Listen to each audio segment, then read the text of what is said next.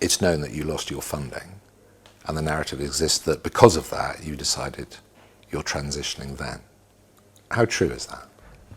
It's not. It's just flat out false. Anyone who's peddling that is just, it's like, you're just completely wrong. So, obviously I'd known I was trans for a while. I was coming out to friends and family, kind of the year, 2 years leading up to that. My mental health took a bit of a dark turn, so I told my performance lifestyle advisor, who was under contract from the EIS for British Cycling, so it was a UK sport, essentially UK sports staff. So I was talking with him about everything, and then a few months later I lost my place in the programme, which was obviously really tough. It kind of came out of the blue a bit. We did ask for reasons. They're all a tiny bit wishy-washy, but yeah, I wasn't on the programme anymore. Do you make any connection between you losing your funding and the conversation you had a few months earlier? I honestly don't know. I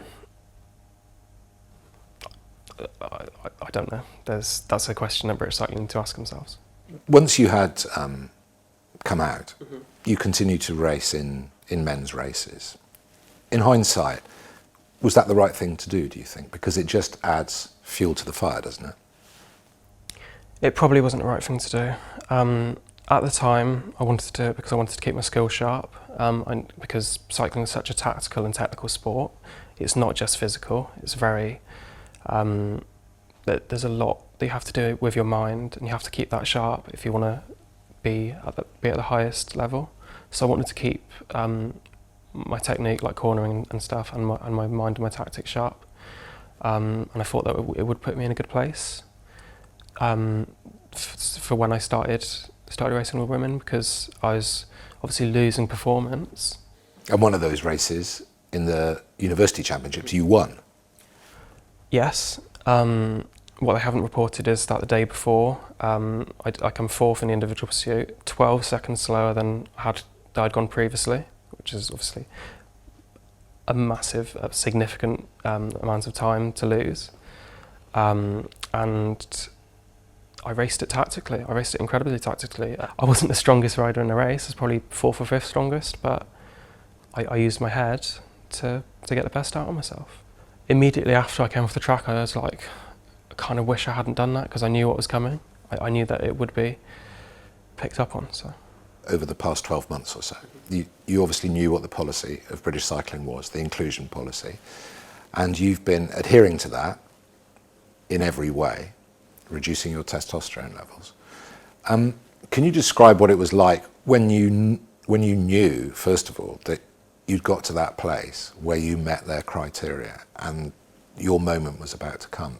So I wouldn't say that I was actively trying to meet the criteria set by the UCI and British Cycling. I'd say that was a consequence of the medical transition that I was beginning, because the medication that I've been taking, a consequence is that your testosterone will go down low enough to meet that criteria. So first and foremost, my transition is, for me, it's to alleviate my gender dysphoria and make me feel more at home in my body.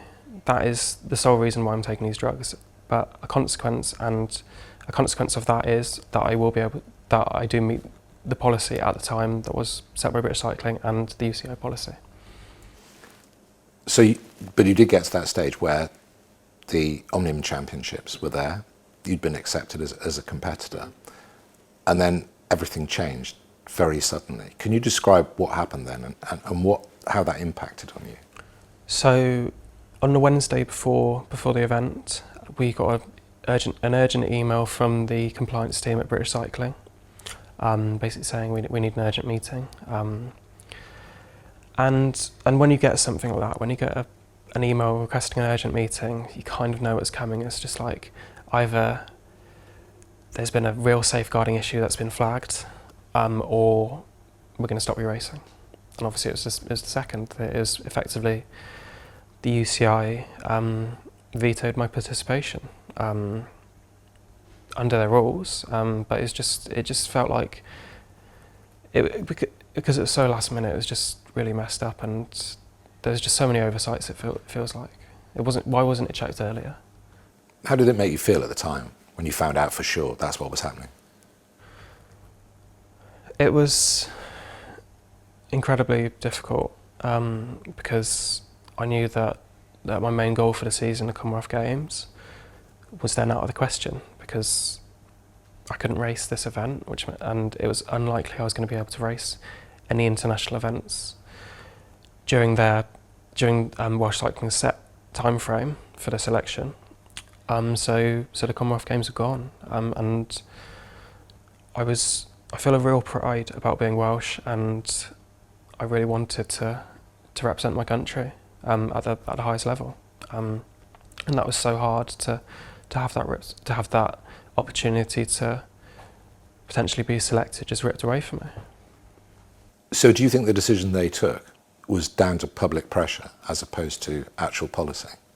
I think it may have played a part, but I think it was just admin error. They hadn't checked, and the UCI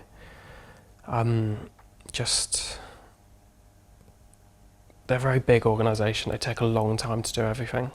So obviously came at very last minute, but I'd say that there's potentially a lot of public pressure to stop me racing. What did that feel like? You must have felt isolated. Oh, incredibly. And then obviously all the communication most of the communication from British Cycling stopped. I was initially told that I could still race because there was still a policy that I was going to meet when I hit 12 months of suppressed testosterone. So there was obviously still the potential that I could race domestically, but that obviously changed as well. So when they dropped their policy, tore it up effectively, they knew how that would impact on you, but they haven't made any contact. No, I've had nothing from them. They said that they would be in touch about the procedure, about how they were going to make their new policy, but I haven't heard anything. So either they're not doing anything, or they're not doing what they said in their email to me, and including me in making a policy. And what does that mean to you and others, that there isn't a policy now? It's untenable. You can't not have a policy, because there are multiple athletes in the UK who just don't know what to do because there's no policy. We don't know what we're working towards. It's complete limbo. This doesn't just affect me. This affects other people as well, and it's not fair. It's so unfair to not have anything. Do you think British Cycling are running scared? I think there's a lot of public pressure to pull the policy, and I think that's why it was pulled. And what about the UCI? They said they'd make a decision about you in 6 weeks. That didn't happen. Where are we with the UCI? So right at the end of 6 weeks, I think it was exactly 6 weeks from the date of which I had exhibited 12 months of suppressed testosterone. So 6 weeks after that, I got an email basically asking for more information that I needed to assess my eligibility application. So I'm now cooperating with them to give them the information that they need to continue assessing my file. Do you get the sense that British Cycling and the UCI are just moving the goalposts? I think maybe to some extent, but the UCI policy still is the same as it was, as it has been for 2 years now. So as of yet, they haven't moved the goalposts. There is remit for them to ask for more information if they deem it necessary. So they obviously deem it necessary, so I'll cooperate with what they ask. Have they put a timescale on that? At least 2 months before I know the outcome of my application. There is quite a loud social media debate going on at the moment, and it can get very unpleasant. On one of the points that these people make, it is that you are taking potentially a place away from another woman? I haven't taken anything. I haven't been considered for any teams or squads or races or anything. And when the time comes that I am selected or put in the pool for selection, I'll compete with other athletes as they compete with their fellow athletes for spots. It's only a certain number of people can be selected. I don't want special treatment from anyone. I just want the same opportunities as my fellow female athletes. They make the point that they believe that you even competing against other women cyclists is unfair. I can understand how they're feeling that way, especially athletes that I've grown up with, because I feel like because they haven't seen me much, they still view me as the same person as I was pre-transition. So they will still see me as with the performance that I had then, which I don't. I don't have that performance anymore. My performance has decreased massively across aerobic performance. I've lost more than the gap is between male and female athletes. Over explosive distances, I've gotten worse comparatively, and I am not near the top female athletes when it comes to explosive power. They're fundamentally better than I am from that standpoint, which is the same as I was pre-transition. I'm not an explosive athlete. I haven't suddenly become an explosive athlete overnight. It's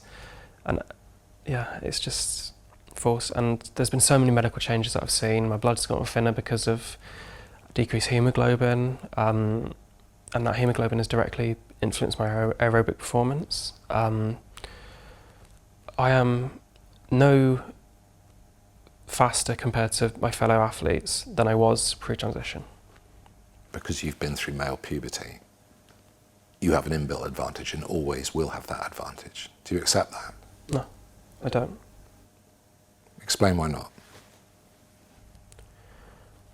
So lots of people talk about kind of body size and weird stuff about Q angle, which is obviously it's not relevant for cycling. Height isn't necessarily relevant in cycling. You get small riders winning, you get tall riders winning. There's an advantage for being smaller and lighter in most of the big races. And all of the research that has been done previously has not been done on athletes, it's been done on sedentary individuals. Many of them are flawed. They're using grip strength and lean body mass, sometimes on individuals who haven't completed 12 months of hormone therapy. So I don't see that they're not relevant. There's a number of papers that they cite and reviews that they cite, and a lot of the data that's in those papers just isn't relevant, especially to cycling. And yeah, I'm part of research that's going on. We've observed the changes over a year of hormone therapy, and I feel, and the leaders of the study feel, that any advantage that I had pre-transition is gone. Some people would say to that any research that you do potentially could be tainted because it's not in your interests to push yourself during that research. Firstly, they've obviously never met an elite athlete who will always get the most out of themselves. Secondly, I invite them to come and watch me doing the research, watch them take muscle cores out of my muscles, to physically cut me open and take muscle from me to store and to look at under a microscope to investigate the changes, to watch me doing a VO2 max test, to look how hard I go, to look at the line, to look at the way my oxygen and CO2 is, to show that I am giving my absolute all. It's laughable. When everything blew up, all of a sudden, out of the blue, Boris Johnson, Nadine Dorries, the Prime Minister and Culture Secretary, came out quite categorically to say trans women shouldn't compete with women in any sport. What impact did that have on you personally and to a wider level too? It's really strange to see probably the most famous man in Britain, talking about you, and having an opinion on something that he doesn't know anything about. And the response after that was as expected. I had threats of physical violence made against me by complete strangers online, and I'm scared a lot of the time about being who I am in public. People are always going to have an opinion about it. People are entitled to hold an opinion about it. But there's a way to go about voicing that opinion, and threatening to kneecap me is not that way. The governing bodies in this country, for all sports, are recommended to refer to what's called the SCEGS policy, which is a body of research into inclusion, essentially. What do you make of that research? So the research that they've cited is inherently flawed. Some of the studies that one of the papers cites are completely irrelevant to sport in general. So it's based on to say that inclusion of trans women in sport cannot be guaranteed if fairness is being prioritised. I feel like that's wrong, and they're referencing evidence which isn't applicable to sport if you're looking at 12-month testosterone suppression. And then if you look deeper into the SCEG policy, the questions are very loaded. There's a lot of transphobic dog whistles, like inside the questions. They've obviously been written with someone with an explicit agenda to push. And then there's the matter that I think a large percentage of the athletes asked were men who it doesn't affect. There are very few, if any, trans athletes asked about it. No athletes who compete on a team with trans women were asked. It's very flawed, and I don't think it's applicable to base any sort of policy against. Has there been any stage at any time where you thought, I'm just going to race in men's races? I can't do that. I can't race in men's anymore. It's not something that I'm prepared to put myself through again, because it was only something that, because there was a deadline on when I knew I didn't have to race with men anymore, I could manage it, but I can't do that anymore. It's not who I am. What motivates you to keep going then? I just want to make things better for other people, so I have to keep going. I've got the opportunity and I've to keep going, and I feel like I've got the strength to keep going and then make things better for the people who come after me. As a role model for trans women? I don't know if I see myself as a role model, but I would like to think that what I'm doing is helping other people and it will make things easier for the people who come after me. And that's the goal, to kind of make people feel more comfortable in who they are, and to hopefully make cycling and sport a more welcoming place for everyone. Not just trans people, not just LGBT people, but for everyone. Because sport is, from what I've seen of it, is not an inclusive space. Is this about winning for you? Is this about medals? Or is it about just being allowed to compete? The whole appeal of cycling as a sport for me, and sport in general, is about the struggle. The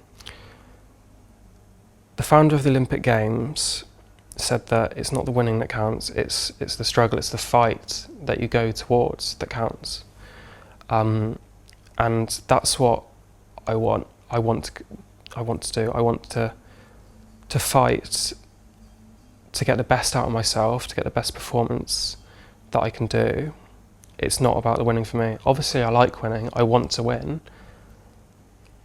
but it's secondary to being allowed to compete, being given the opportunity to get the most out of myself on an equal playing field against people who have an equal performance to me.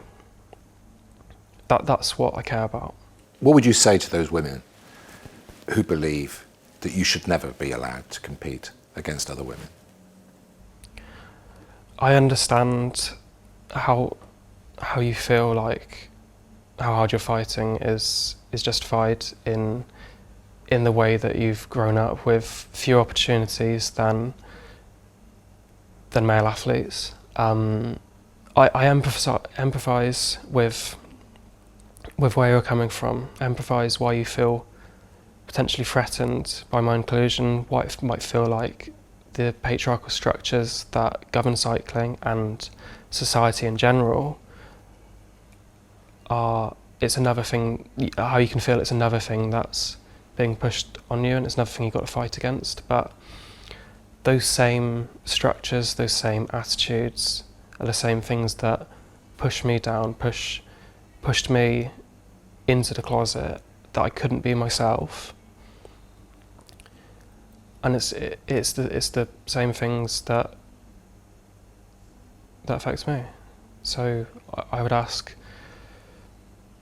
if you can empathise with me, because I can empathise with you.